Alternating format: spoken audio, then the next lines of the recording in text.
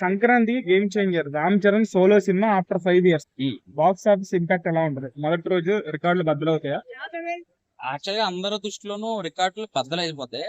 కానీ 10వ తారీఖు ఇంకా గట్టిగా ఉంటది ఎఫెక్ట్ అనుకుంటున్నాను. ఐ మీన్ చాలా ఎక్స్పెక్టేషన్ పెట్టుకున్నారు. ఎందుకంటే మూడు క్యారెక్టర్లు సినిమా 5 సంవత్సరాల తర్వాత సోలోగా వచ్చారు. సో ఈ 5 సంవత్సరాల్లో సింగిల్ గా తీసే సినిమాలు మనకు ఒక సినిమాలో చూపించేస్తున్నారు. ఓకేనా?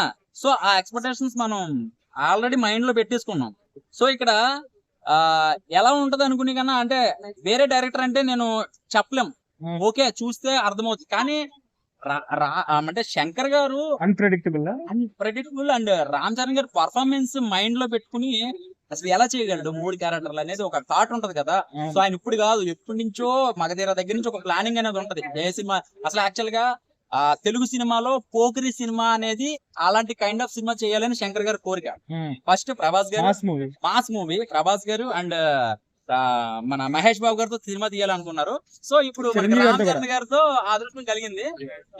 చూడాలి ఎలా ఉంటదంటే ఇక సూపర్ డూపర్ హిట్ ఏం కాదు, కానీ సినిమా అయితే మాత్రం ఎక్కడ తీసుకోదు.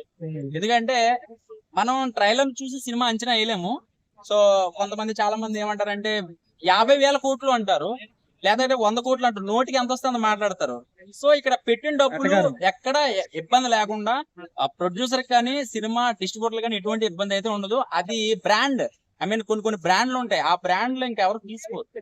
సో అందులో ఒక బ్రాండ్ లో మన రామ్ చరణ్ గారు అన్నమాట.